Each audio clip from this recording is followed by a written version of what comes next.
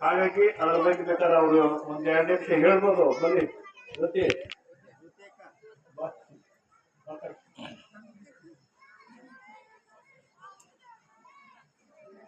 ಎಲ್ಲರಿಗೂ ನನ್ನ ನಮಸ್ಕಾರಗಳು. ವೇದಿಕೆಯ ಮೇಲೆ ಆಸೀನರಿರುವ ಎಲ್ಲರಿಗೂ, ಎಲ್ಲ ಸ್ವಾಮೀಜಿಯವರಿಗೂ ಮತ್ತು ಎಲ್ಲ ಗಣ್ಯವ್ಯಕ್ತಿಗಳು ನನ್ನ ನಮಸ್ಕಾರಗಳನ್ನು ಹೇಳುತ್ತಾ, ಸೊ ನಾನು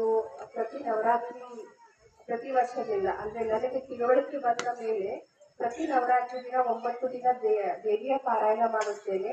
ಮತ್ತು ಕೊನೆಯ ದಿನ ಕನ್ನೆ ಪೂಜೆಯ ದಿನ ನನ್ನಿಂದ ಎಷ್ಟು ಸಾಧ್ಯವಾಗುತ್ತೆ ಅಷ್ಟು ಬಾಲ ಮುತ್ತೈದರಿಗೆ ಸೇವೆ ಸಲ್ಲಿಸಿ ಅವ್ರಿಗೆ ಊಟ ಮಾಡಿ ಅವ್ರಿಗೆ ಇಷ್ಟವಾದಂಥ ಯಾರಾದರೂ ಉಡುಗೊರೆ ಕೊಟ್ಟು ನನ್ನ ಸೇವೆಯನ್ನು ದೇವಿಗೆ ಸಲ್ಲಿಸುತ್ತೇನೆ.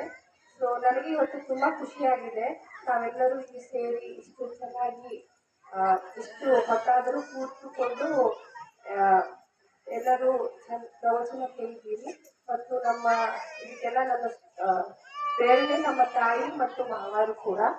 ಸೊ ಹಿಂಗೆ ಸೇವೆ ನಾನು ಮುಂದೆ ಕೂಡ ಸಲ್ಲಿಸುತ್ತೇನೆ ಎಂದು ಆಶಿಸುತ್ತಾ ನನ್ನ 2 ಮಾತುಗಳನ್ನು ಮುಗಿಸುತ್ತೇನೆ.